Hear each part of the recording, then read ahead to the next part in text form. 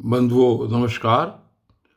कल आपने सुना कि ध्रुव का यक्षों के साथ में युद्ध हुआ और युद्ध चलता रहा। और आज की वीडियो में देखिए क्या होता है कि किस प्रकार ध्रुव जी को युद्ध बंद करने के लिए जाते हैं और कहते हैं। इसके आगे की कथा आज वीडियो में चल रहा है कि मैत्रेय जी कहते हैं कि विदुर जी, ऋषियों का ऐसा कथन सुनकर महाराज ध्रुव ने आचमन कर श्री नारायण के बनाए हुए नारायण शस्त्र को अपने धनुष पर चढ़ाया। उस बाण के चढ़ते ही यक्षों द्वारा रची हुई नाना प्रकार की माया उसी क्षण नष्ट हो गई। जिस प्रकार ज्ञान का उदय होने पर अविद्यादि क्लेश नष्ट हो जाते हैं और ऋषिवर नारायण के द्वारा आविष्कृत उस अस्त्र को धनुष पर चढ़ाते ही उससे राजहंस के से पक्ष और सोने के फल वाले बड़े तीखे बाण निकले। और जिस प्रकार मयूर के कारो करते वन में घुस जाते हैं, उसी प्रकार भयानक साए साए शब्द करते हुए वे शत्रु की सेना में घुस गए। उन तीखी धार वाले बाणों ने शत्रुओं को बेचैन कर दिया। तब उस रणांगण में अनेकों यक्षों ने अत्यंत कुपित होकर अपने अस्त्र शस्त्र संभाले और जिस प्रकार गरुड़ के छेड़ने से बड़े बड़े फन उठाकर उनकी ओर दौड़ते हैं, उसी प्रकार वे इधर उधर से ध्रुव जी पर टूट पड़े।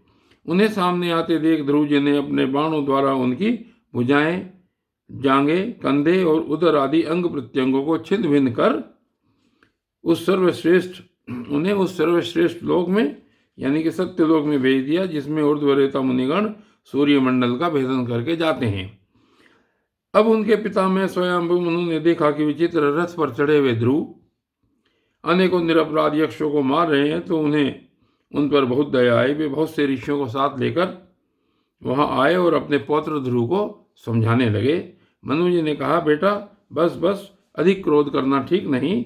यह पापी नरक का द्वार है। इसी के वशीभूत होकर तुमने इन निरपराध यक्षों का वध किया है।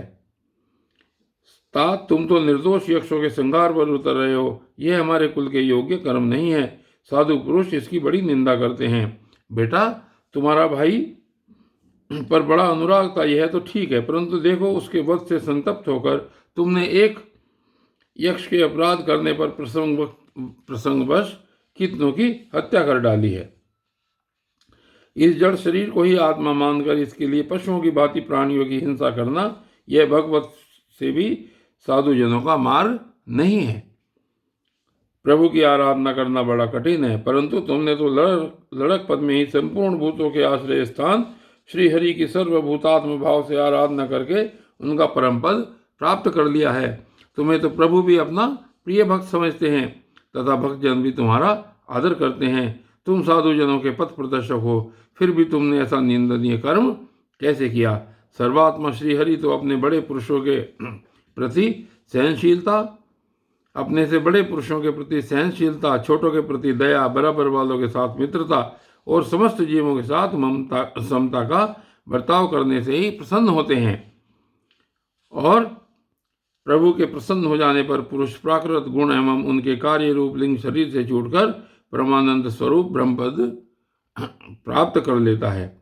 बेटा ध्रुव, देहादि के रूप में परिणत हुए पंचभूतों से स्त्री पुरुष का आविर्भाव होता है और फिर उनके पारस्परिक समागम से दूसरे स्त्री पुरुष उत्पन्न होते हैं। ध्रुव, इस प्रकार भगवान की माया से सत्वादि गुणों में न्यूनाधिक भाव होने से ही जैसे भूतों द्वारा शरीरों की रचना होती है, वैसे ही उनकी स्थिति और प्रलय भी होते हैं।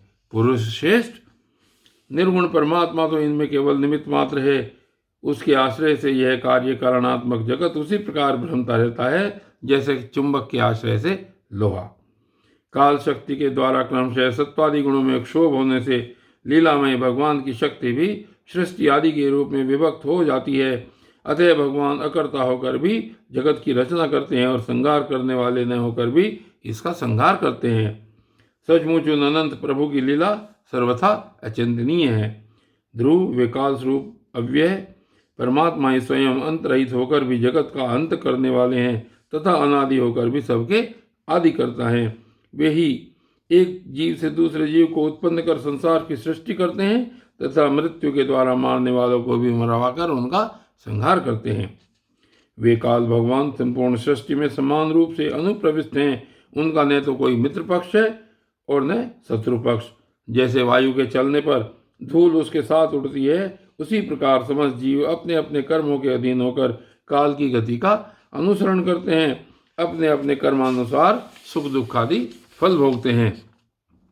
और आगे कहते हैं, स्वयंभू मनु ये सर्वसमर्थ श्रीहरि कर्म बंधन में बंधे हुए जीव की आयु की वृद्धि और क्षय का विधान करते हैं, परंतु वे स्वयं इन दोनों से रहित और अपने स्वरूप में स्थित हैं। राजन, इन परमात्मा को ही मीमांसक लोग कर्म, चार्वाक, स्वभाव, वैश्विक मतावलंबी काल, ज्योतिषी देव और कामशास्त्री कहते हैं। वे किसी भी इंद्रिय या प्रमाण के विषय नहीं हैं। महद आदि अनेक शक्तियां भी उन्हीं से प्रकट हुई हैं।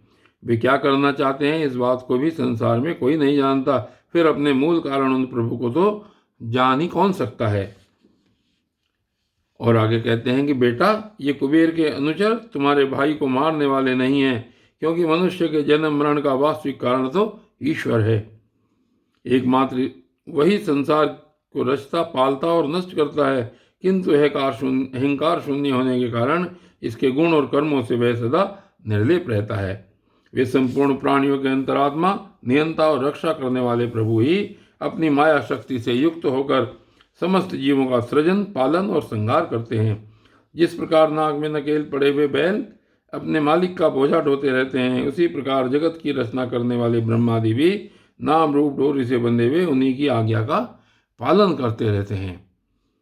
वे अभक्तों के लिए मृत्यु रूप और भक्तों के लिए अमृत स्वरूप हैं तथा संसार के एकमात्र आश्रय हैं। तात तुम सब प्रकार उन्हीं परमात्मा की शरण लो। तुम 5 वर्ष की ही अवस्था में अपनी सौतेली माता के वाग बाणों से मर्माहत होकर माँ की गोद छोड़कर वन को चले गए थे, जहाँ तपस्या द्वारा जिन ऋषिकेश भगवान की आराधना करके तुमने त्रिलोकी से ऊपर ध्रुवपद प्राप्त किया है, और जो तुम्हारे वैर भावहीन सरल हृदय में वात्सल्यवश विशेष रूप से विराजमान हुए थे, उन निर्गुण, अद्वितीय, अविनाशी और नित्य मुक्त परमात्मा को अध्यात्म दृष्टि से अपने अंतःकरण में ढूंढो।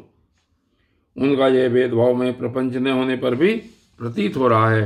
ऐसा करने से सर्वशक्ति संपन्न परमानंद स्वरूप सर्वांतर्यामी भगवान अंत में तुम्हारी सुदृढ़ भक्ति होगी, और उसके प्रभाव से तुम मैं मेरेपन के रूप में दृढ़ हुई अविद्या की गांठ को काट डालोगे।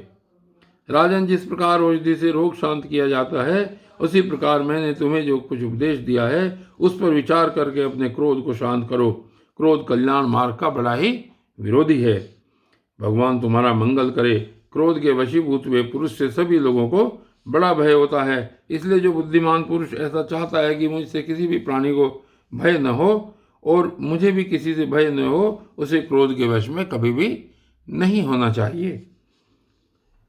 तुमने जो यह समझकर कि ये मेरे भाई के मारने वाले हैं, इतने यक्षों का संहार किया है, इससे तुम्हारे द्वारा भगवान शंकर के सखा कुबेर जी का बड़ा अपराध हुआ है। इसलिए बेटा, जब तक कि महापुरुषों का तेज हमारे कुल को आक्रांत नहीं कर लेता, इसके पहले ही विनम्र भाषण और विनय के द्वारा शीघ्र ही उन्हें प्रसन्न कर लो। इस प्रकार स्वयंभुव मनु ने अपने पौत्र ध्रुव को शिक्षा दी। तब ध्रुव जी ने उन्हें प्रणाम किया। इसके पश्चात वे महर्षियों के सहित अपने लोक को चले गए। और बंधुओं, आज की वीडियो में बस इतना ही, और कल देखते हैं क्या होता है। तब तक के लिए धन्यवाद।